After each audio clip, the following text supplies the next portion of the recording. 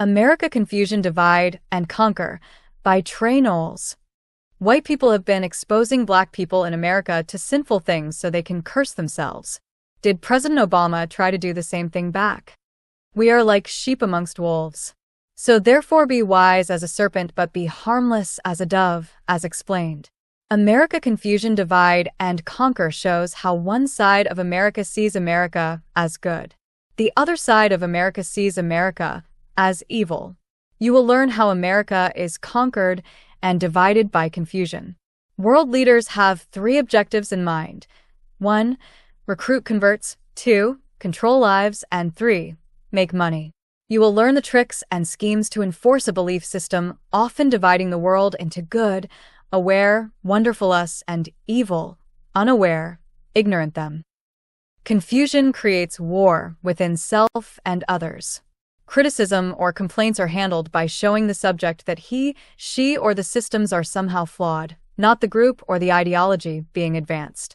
The subject is taught the system is always right and they are always wrong. Contrary to what might be professed, they soon learn through experience that the system's only true authority is Jesus. Chess match between good versus evil fighting for sovereignty. In America Confusion, Divide, and Conquer, the plot is like this. The same way Balaam is hired to curse Israel, the enemy within tries to curse America by exposure to destroy the system. Unseen spiritual warfare games are being played amongst the people of America through the principalities of America. Confusion comes in the claim of Christianity, used by the principalities as a weapon for deception. The ideology of Black liberation theology is used by President Obama to destroy the system of the United States. Obama knows he can't destroy America by force, but if he destroys America by putting a curse on them as they did to his people, why would President Obama pass a same-sex marriage act?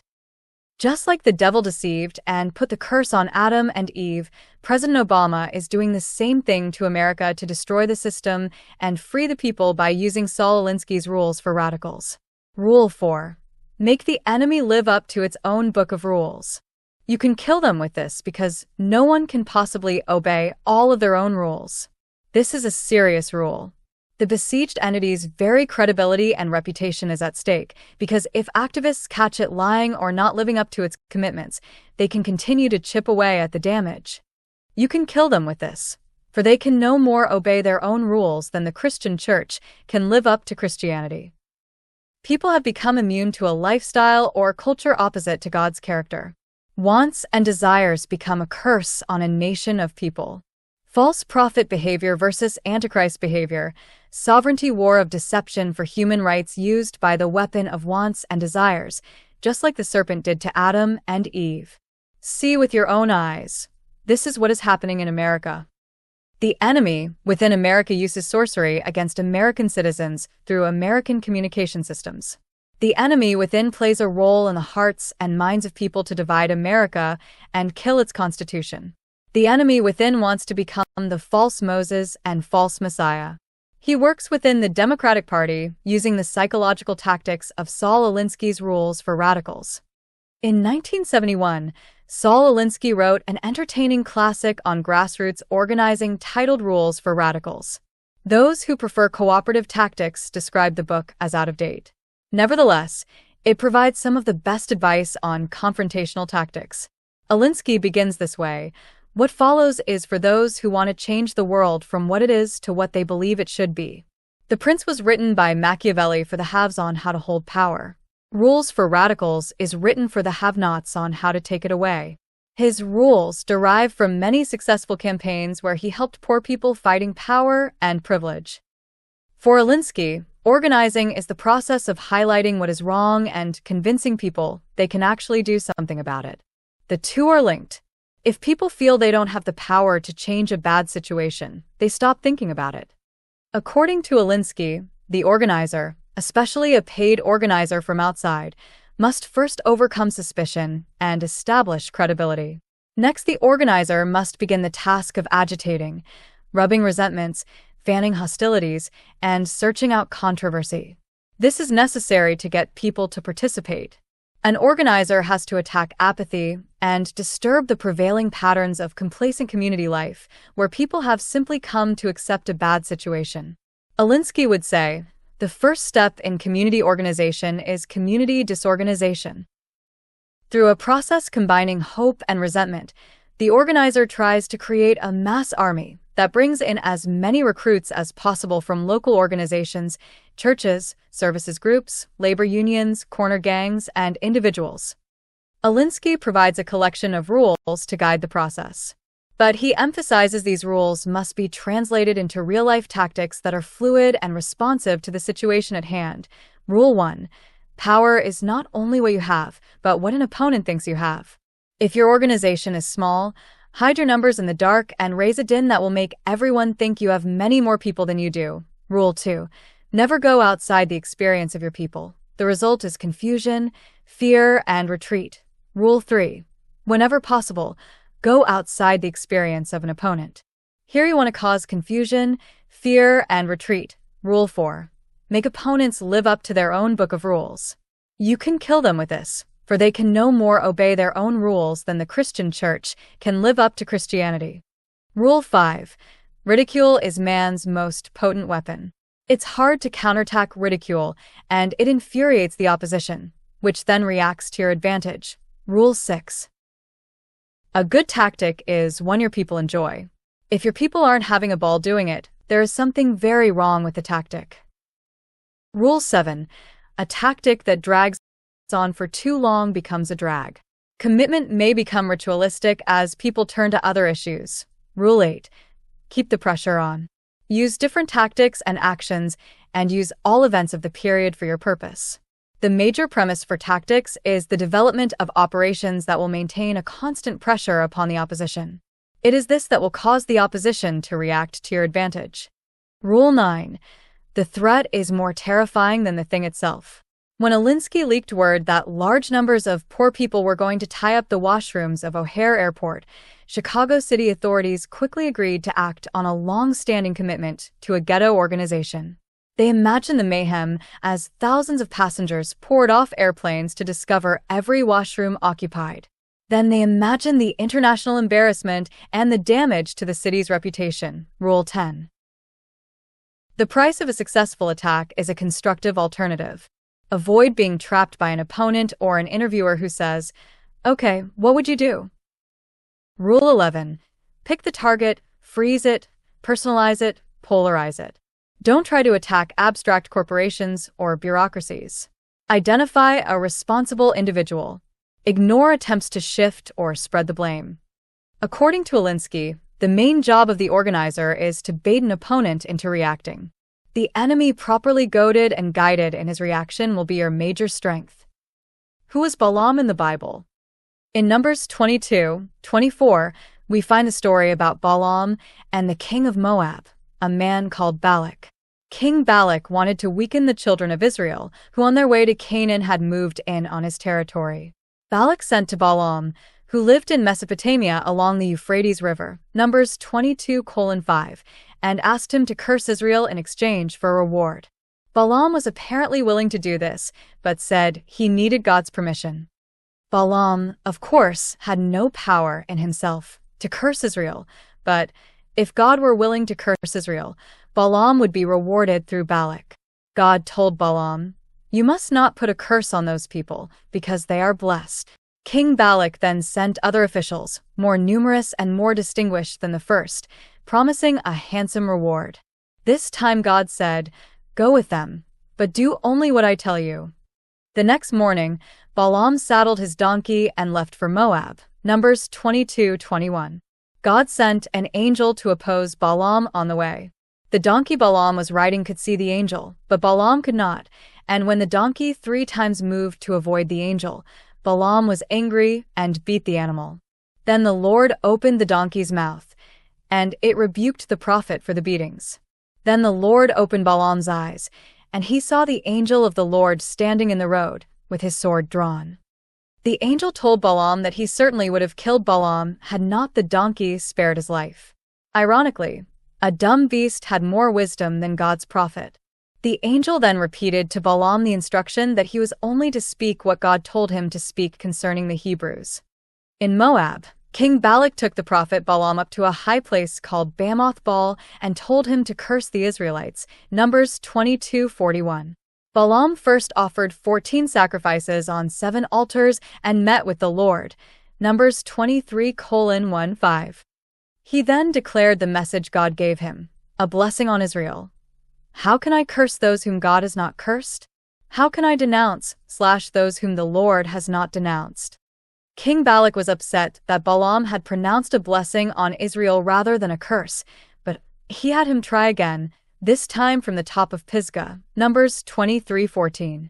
Balaam sacrificed another 14 animals and met with the Lord. When he faced Israel, Balaam again spoke a blessing. I have received a command to bless, he is blessed, and I cannot change it. Verse 20.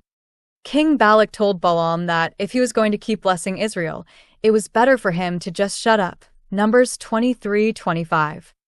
But the king decided to try one more time, taking Balaam to the top of Peor, overlooking the wasteland.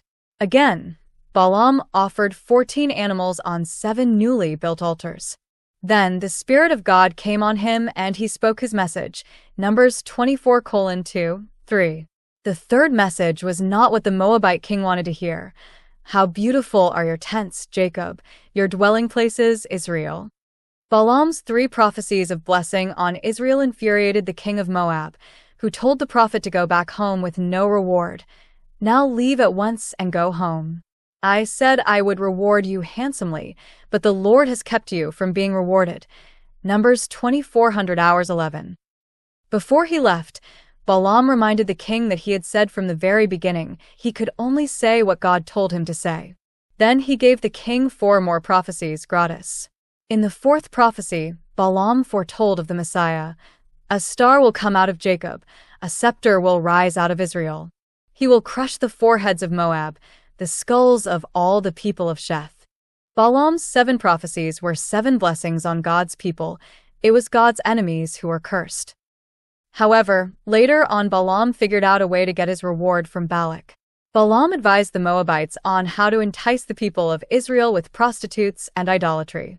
He could not curse Israel directly, so he came up with a plan for Israel to bring a curse upon themselves. Balak followed Balaam's advice, and Israel fell into sin, worshipping Baal of Peor and committing fornication with Midianite women. For this God plagued them, and 24,000 men died. Numbers 25:1-9, Deuteronomy 23 verses 3-6. Balaam's name and story became infamous, and he is referred to several times in the New Testament. Peter compares false teachers to Balaam, who loved the wages of wickedness. 2 Peter 2 verse 15. Jude echoes this sentiment, associating Balaam with the selling of one's soul for financial gain. Jude 1 verse 11. Finally, Jesus speaks of Balaam when he warns the church in Pergamum of their sin. There are some among you who hold to the teaching of Balaam, who taught Balak to entice the Israelites to sin so that they ate food sacrificed to idols and committed sexual immorality. Revelation 2 verse 14. Satan's tactics haven't changed all that much. If he cannot curse God's people directly, he will try the backdoor approach, and idolatry and sexual immorality are his go-to temptations. What is the pride of life? The phrase pride of life is found only once in the Bible, in 1 John 2 verse 16, but the concept of the pride of life, especially as it is linked with the lust of the eyes and the lust of the flesh, appears in 2 more significant passages of Scripture, the temptation of Eve in the garden and the temptation of Christ in the wilderness, Matthew 4 verses 8-10.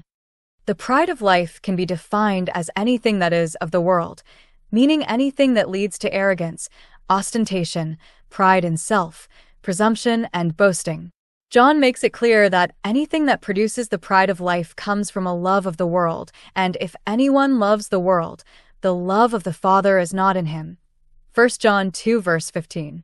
The first example of the temptation of the pride of life occurs in the Garden of Eden, where Eve was tempted by the serpent to disobey God and eat the forbidden fruit of the tree of knowledge of good and evil. Eve perceived that the fruit was good for food, pleasing to the eye, and desirable for gaining wisdom. Genesis 3 verse 6. She coveted the fruit in 3 ways. First, it was appealing to her appetite. This John refers to as the lust of the flesh, the desire for that which satisfies any of the physical needs. The fruit was also pleasing or delightful to the eye, that which we see and desire to own or possess. Here is the lust of the eyes John refers to. Finally, Eve somehow perceived that the fruit would make her wise, giving her a wisdom beyond her own. Part of Satan's lie was that eating the fruit would make her like God, knowing good and evil. Genesis 3 verse 5. Here is the essence of the pride of life. Anything that exalts us above our station and offers the illusion of godlike qualities, wherein we boast in arrogance and worldly wisdom. Eve wanted to be like God in her knowledge, not content to live in a perfect world under his perfect grace and care for her. Satan tried these same 3 temptations on Christ during his 40 days in the wilderness, Matthew 4 verses 1 to 11. He tempted Jesus with the lust of the flesh, bread for his hunger, the lust of the eyes, all the kingdoms of the world with their splendor, and the pride of life, daring him to cast himself from the roof of the temple in order to prove that he was the Messiah by an ostentatious display of power that was not in the will of God or his plan for the redemption of mankind. But Jesus, though he was tempted in every way, just as we are, Hebrews 4 verse 15, resisted the devil and used the word of God to ensure victory over him. Christians have always been, and will always be, lured by the same 3 temptations Eve and Jesus experienced. Satan doesn't change his methods. He doesn't have to, because they continue to be successful. He tempts us with the lust of the flesh, sexual gratification, gluttony, excessive alcohol consumption, and drugs, both legal and illegal, as well as the deeds of the flesh about which Paul warned the Galatians: sexual immorality, impurity, sensuality, idolatry, sorcery, enmity, strife, jealousy, fits of anger, rivalries, dissensions, divisions, envy, drunkenness, orgies, and things like these. Galatians 5 verses 19 to 21. He tempts us with the lust of the eyes, the endless accumulation of stuff with which we fill our homes and garages, and the insatiable desire for more, better, and newer possessions, which ensnares us and hardens our hearts to the things of God. But perhaps his most evil temptation is the pride of life, the very sin that resulted in Satan's expulsion from heaven. He desired to be God, not to be a servant of God. Isaiah 14 verses 12 to 15. The arrogant boasting which constitutes the pride of life motivates the other 2 lusts as it seeks to elevate itself above all others and fulfill all personal desires. It is the root cause of strife in families, churches, and nations. It exalts the self in direct contradiction to Jesus' statement that those who would follow him must take up their cross, an instrument of death, and deny themselves. The pride of life stands in our way if we truly seek to be servants of God. It is the arrogance that separates us from others and limits our effectiveness in the kingdom. The pride of life comes not from the Father, but from the world. And, as such, it is passing away with the world. But those who resist and overcome the temptation of the pride of life do the will of God, and the man who does the will of God lives forever. 1 John 2 verse 17. America: confusion, divide, and conquer.